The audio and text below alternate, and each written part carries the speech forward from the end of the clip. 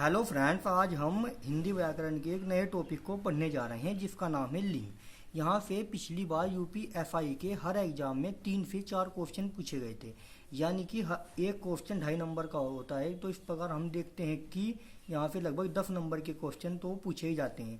UPSI के exam के अलावा भी अन्य सभी एग्जाम में जहाँ पर हिंदी आती है वहाँ पर भी इस टॉपिक से बहुत से क्वेश्चन पूछे जाते हैं। तो चलिए इसे शुरू करते हैं। लिंग लिंग का शाब्दिक अर्थ होता है चिन्ह या पहचान का साधन।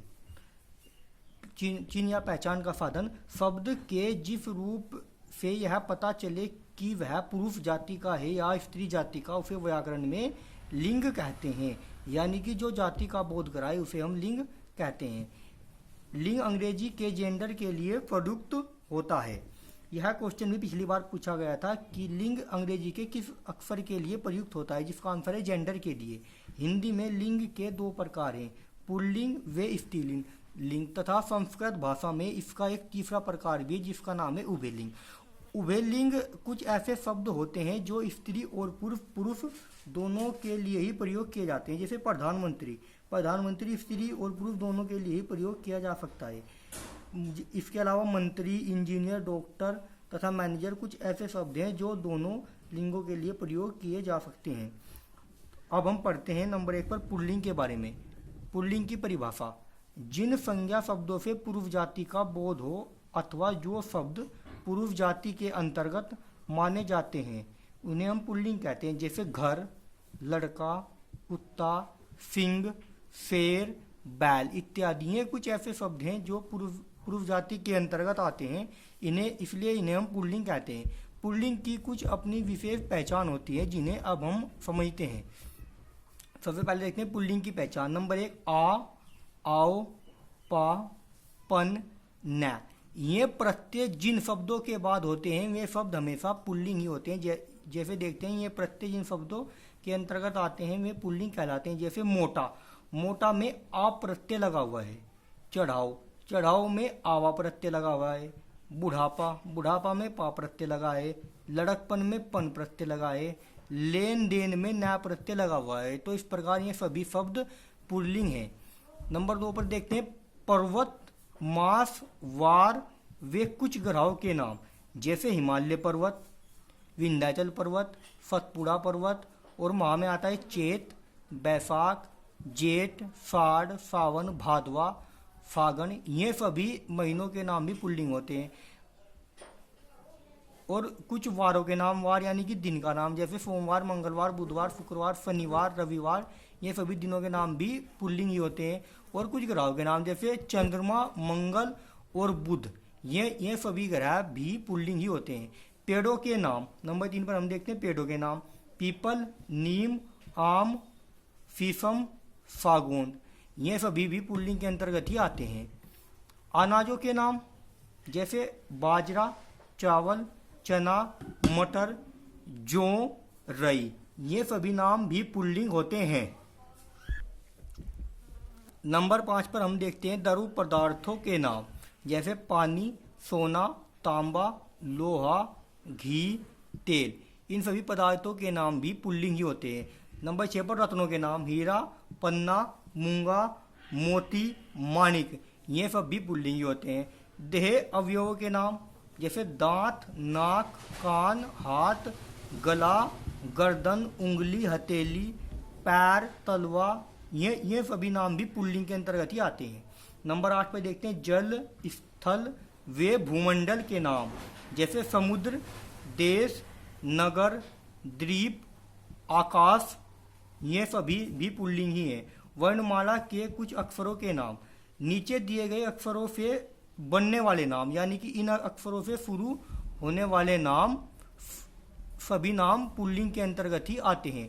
जैसे ए, उ, ए, ओ, क, ख, ग, ध, च, छ, य, र, ल, व, फ, इन वर्णों से शुरू होने वाले सभी नाम पुल्लिंग होते हैं। कुछ शब्द ऐसे होते हैं जिन्हें हम नित्य पुल्लिंग शब्द कहते हैं। नित्य पुल्लिंग ऐसे शब्द होते हैं जिनका कोई स्त्रीलिंग नहीं होता। जैसे तोता, मच्छर, कौवा, बिच्छू, इनका कोई स्त्रीलिंग शब्द नहीं है। इन शब्दों को हम हमेशा पुल्लिंग में ही यूज करते हैं। अब हम देखते हैं स्त्रीलिंग शब्दों की पहचान। सबसे पहले स्त्रीलिंग की परिभाषा। जिन शब्दों से स्त्री जाति का बोध हो उन शब्दों को स्त्रीलिंग शब्द कहते हैं, जैसे गाय, घड़ी, लकड़ी, छड़ी। इन सभी शब्दों से हमें स्त्री जाति का बोध होता है। ये सभी स्त्रीलिंग के अंतर्गत आते हैं। स्त्रीलिंग की पहचान। नंबर 1 पे जिन शब्दों के अंत में ख आता है, जैसे ईंख, भूख, चौक, राख, इन सभी शब्दों के अंत में ख आता है। और इनके अलावा जो अन्य शब्द भी हैं, जहाँ भी जिन शब्दों के अंत में भी ख आए, वे सभी शब्द स्त्रीलिंग के अंतर्गत ही आते हैं। नंबर 2 पर हम देखते हैं कुछ प्रत्यय, जैसे वट, ट, वट, हट। भाववाचक संज्ञाओं के अंत में, जब वे भाववाचक संज्ञाओं के अंत में आते हैं तो ये हमेशा स्त्रीलिंग होते हैं, जैसे झंझट, आहट, चिकनाहट, बनावट, सजावट। ये सभी शब्द स्त्रीलिंग है। इसके बाद हम देखते हैं नंबर 3 पर अनुस्वारत, इकारांत, उकारांत, तकारांत और सकारांत। इन संज्ञाओं में भी सभी शब्द स्त्रीलिंग ही होते हैं, जैसे रोटी, टोपी, नदी, बात। ये सभी शब्द स्त्रीलिंग के अंतर्गत ही आते हैं। भाषा, बोलियां और लिपि भी स्त्रीलिंग ही है, जैसे संस्कृत एक भाषा है, हिंदी भाषा है, देवनागरी एक लिपि है, पहाड़ी एक बोली है और पंजाबी भी एक बोली है। ये सभी शब्द स्त्रीलिंग के अंतर्गत ही आते हैं। इसके बाद नंबर 5 पर हम देखते हैं इया।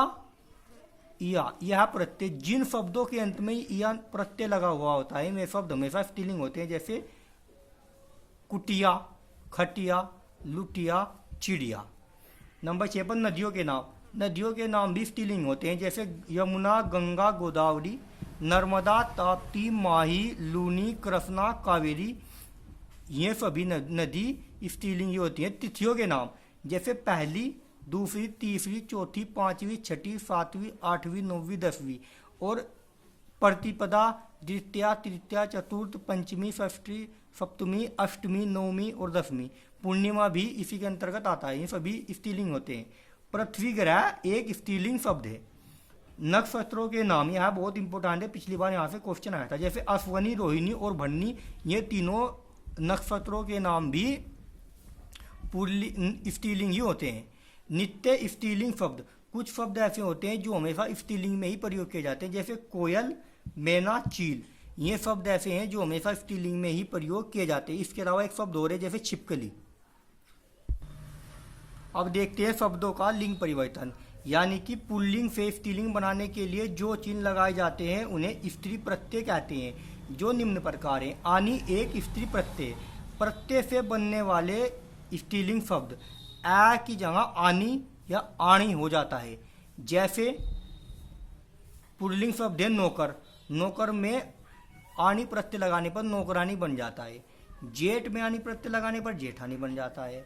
महतर में आनी प्रत्यय लगाने पर महतरानी हो जाता है। देवर में आनी प्रत्यय लगाने पर देवरानी हो जाता है।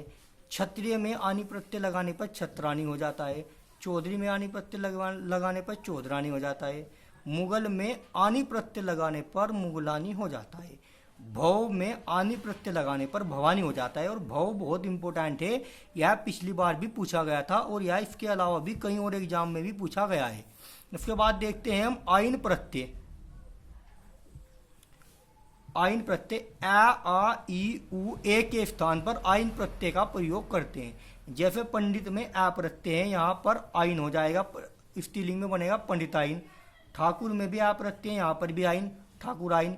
चौधरी में ई प्रत्यय है और यहाँ पर हो जाएगा चौधराइन। बाबू में ऊ प्रत्यय है और यहाँ पर हो जाएगा बाबू आइन। पंडा में आ प्रत्यय, पंडाइन। हलवाई में ई प्रत्यय, हलवाइन। ओझा में आ प्रत्यय है और यहाँ हो जाएगा ओझाइन। और चौबे में ए प्रत्यय है, यहाँ जिससे यहाँ हो जाता है चौबाइन। इस प्रकार आइन आ के स्थान पर आ जाता है। इसके बाद हम देखते हैं नी प्रत्यय। आ के स्थान पर आनी हो जाता है। जैसे शेर में नी प्रत्यय जोड़ने पर शेरनी। मोर में नी प्रत्यय जोड़ने पर मोरनी। चोर में नी प्रत्यय जोड़ने पर चोरनी। और भील में नी प्रत्यय जोड़ने पर भीलनी हो जाता है। इसी प्रकार नंबर 4 पर हम देखते हैं इया प्रत्यय। आ के स्थान पर इया हो जाता है। जैसे बूढ़ा में आ प्रत्यय और यहाँ पर हो जाएगा इया, यानी कि बुढ़िया। चिड़ा में भी आ प्रत्यय, जिससे चिड़िया बन जाता है। बेटा में भी आ प्रत्यय लगा हुआ है, इसकी जगह भी इया यानी कि बिटिया हो जाता है। गुड्डा में भी आ प्रत्यय लगा हुआ है, जिसकी जगह गुड़िया हो जाता है। चूहा में भी आ प्रत्यय लगा हुआ है, यहाँ पर भी चूहिया हो जाएगा। बंदर में भी बंदरिया। डिब्बा में भी आ प्रत्यय और यहाँ पर हो जाएगा डिबिया। कुत्ता में भी आ प्रत्यय, जिससे हो जाएगा कुतिया। तो डिब्बा भी बहुत इंपॉर्टेंट है और यह पिछली बार पूछा गया था। इसके बाद हम देखते हैं ई प्रत्यय। आ और आ के स्थान पर ई हो जाता है। जैसे लड़का में आ प्रत्यय लगा हुआ है और इसमें इसे स्त्रीलिंग बनाने के लिए इसे हमें बनाना पड़ेगा लड़की, यानी कि ई प्रत्यय लगाना पड़ेगा। गूंगा गूंगी, कबूतर कबूतरी, पहाड़ पहाड़ी, हरिण हरिणी, गोप गोपी, घोड़ा घोड़ी, बच्चा बच्ची, रस्सा रस्सी, तरुण तरुणी, देव देवी, नर्तक नर्तकी। इन सभी में आ और आ प्रत्यय के स्थान पर ई प्रत्यय लगने से स्त्रीलिंग शब्द बनते हैं। इसके बाद नंबर 6 पर आता है इन प्रत्यय। इन प्रत्यय, इसमें अंतिम स्वर का लोप हो जाता है और इसके स्थान पर इन आता है। जैसे कुम्हार में इन जोड़ने पर कुम्हारिन हो जाता है। नाई में ई जोड़ने पर नाइन, लुहार में ई जोड़ने पर लुहारिन, सुनार में ई जोड़ने पर सुनारिन हो जाता है। जुल्हा में ई जोड़ने पर जुल्हाइन, पड़ोसी में ई जोड़ने पर पड़ोसिन, चमार में ई जोड़ने पर चमारिन, नाग में ई जोड़ने पर नागिन, पुजारी में ई जोड़ने पर पुजारिन। पिछली बार पुजारी और कहार के बारे में एग्जाम में पूछा गया था, तो ये दोनों बहुत इंपॉर्टेंट है और ये रिपीट भी हो सकते हैं, इसलिए इन्हें ध्यान से पढ़ें। नंबर 7 पर हम देखते हैं इन्हीं प्रत्यय। आ के स्थान पर आ, छोटी बड़ी ई के स्थान पर छोटी ई हो जाता है। जैसे हाथी हथिनी, तपस्वी तपस्विनी, हंस हंसिनी, एकांकी एकांकिनी। तपस्वी, हंस और एकांकी के बारे में भी पिछले एग्जाम में पूछा गया था। सोमी स्वामिनी, अभिमानी अभिमानिनी, अभिमानिनी और अभिमानी के बारे में भी पूछा गया था। यशस्वी यशस्विनी, हितकारी हितकारिणी। इसी प्रकार इका प्रत्यय नंबर 8 पर आता है इका प्रत्यय। अका इका में बदल जाता है। जैसे संयोजक में आ प्रत्यय या संयोजिका। गायक बन जाता है गायिका, नायक बन जाता है नायिका, लेखक बन जाता है लेखिका, परिचायक बन जाता है परिचायिका, बालक बन जाता है बालिका, पाठक बन जाता है पाठिका और अध्यापक बन जाता है अध्यापिका। नंबर 9 पर हम देखते हैं वती और मति प्रत्यय। ये प्रत्यय वान और मान वती और मति में बदल जाते हैं। जैसे पुल्लिंग शब्द है गुणवान, यह बदलता है वती में गुणवती। भाग्यवान भाग्यवती, श्रीमान श्रीमती, बुद्धिमान बुद्धिमती।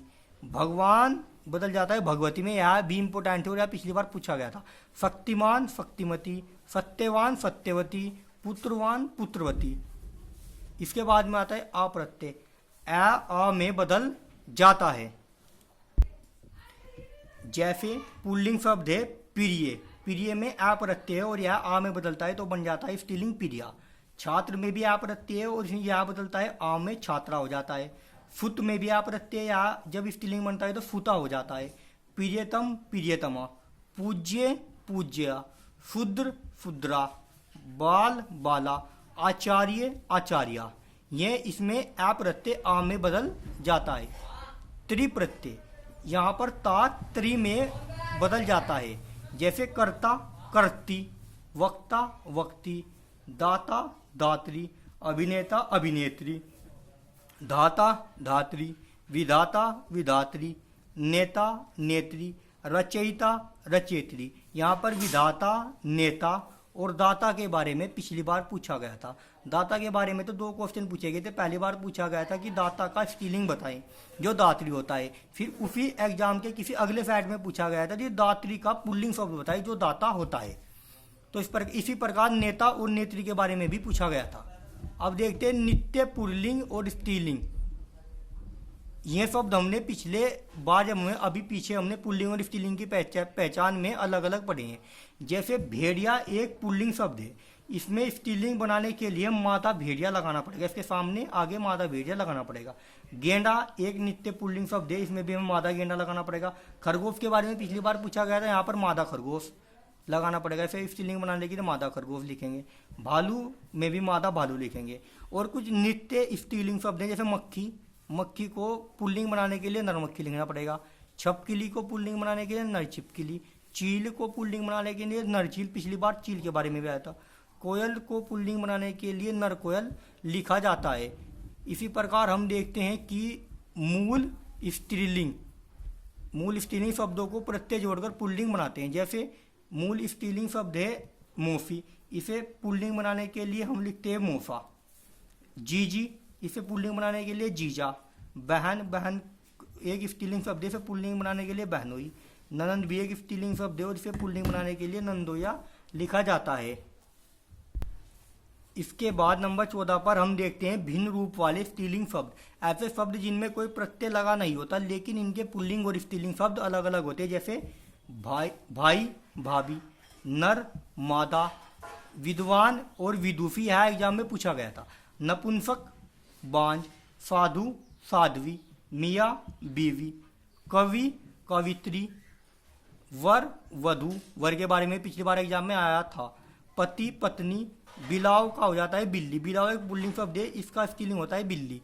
यह भी पिछली बार एग्जाम में पूछा गया था और यह क्वेश्चन रिपीट हुआ था, 2 बार पूछा गया था। वीर, वीरांगना, बुआ, फूफा। ये सभी कुछ ऐसे शब्द हमने पढ़े जहाँ से हम पुल्लिंग शब्दों में स्त्रीलिंग प्रत्यय लगाकर उन शब्दों को स्त्रीलिंग बनाते थे। अब हम वे क्वेश्चन कहते हैं जो पिछली बार यूपीएसआई के एग्जाम में आए थे लिंग वाले चैप्टर से। वे सभी क्वेश्चन इस प्रकार है। पहले हम देखते हैं जो क्वेश्चन पुल्लिंग से आए थे।